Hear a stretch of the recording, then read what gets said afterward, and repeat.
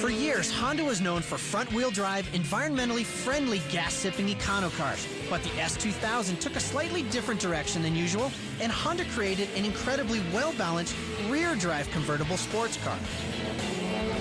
The S2000 is a real force in this racing now. That's a heck of a car. And to try to chase it down, the front-wheel drive car is hard work. Front-wheel drive cars are econo boxes that are not race cars. If you were to design a race car on a clean sheet, no one ever makes a front-wheel drive car. It's inherently a poor way to get around a racetrack fast. An S2000 is a pure sports car where it's rear drive, 50-50 weight distribution, inboard double wishbone suspension. Everything that you would sort of design to be a handling car is in it inherently. I think it's probably the best car out of the showroom onto the track. It doesn't take much to turn an S2000 into a track-capable beast, and most of the drivers are pretty loyal to the brand. It's my third Honda S2000, even though it's an older one, but it's prepped as a race car. First of all, you have to strip it up, put in all the safety cage, all that, but modification-wise, it's all suspension and tires and brakes. The engine is dead stock.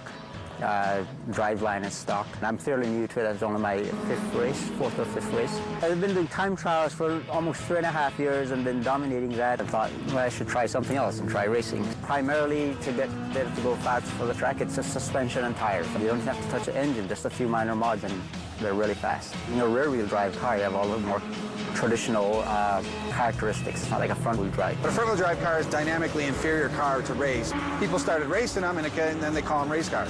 Driving a rear-wheel drive, there's nothing like trying to tame that tiger with the oversteer that it produces and the satisfaction. It's a harder vehicle to drive, but it's more rewarding to drive.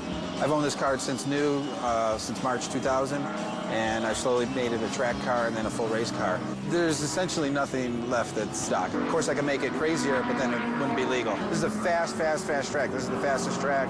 It takes a lot of balls to go fast here. That turn 9 just separates the men from the boys. Today, I qualified third, just a few tenths of a second.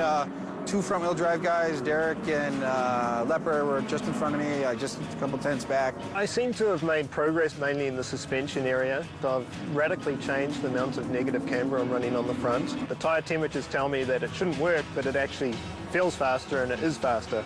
Differential in speed, though, is actually fairly minor. It's a lot better than you might think. My front-wheel drive Civic is quite a few hundred pounds lighter than the S2000s. And I actually make more power than them as well. They should be banned. If you want to push your friend in a wheelchair, you can race anything. Front-wheel drive cars on racetracks is like, it's not racing. Looking at the times of the Honda Cup, the S2000 has dominated so far. I think 9 out of the 10 races or 12 races, the S2000 has won. This event is the final. There'll be some pretty close racing in the race this afternoon. Should be quite competitive today. With a rivalry like this, it's hard to believe there's less than 10 cars racing out here. Derek Stevens and a little orange Civic started first, with Jeff Lepper in the number 65 Integra in second, and Marty Roush's S2000 in third. When the flag drops, the cars hit the track for the final race of the season.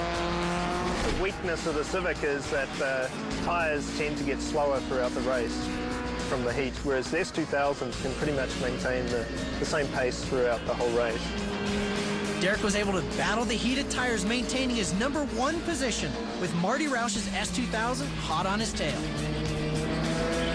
Generally speaking, a lot of times those guys, they abuse their tires in the front-wheel drive. They got all the weight and power. Maybe I'll be there for the checkered flag. We'll see. Just got to drive well and see what happens.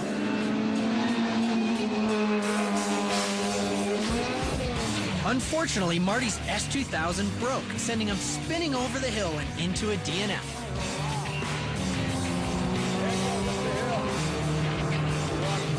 In the end, Derek Stevens pulled out the win in his front-drive Honda Civic.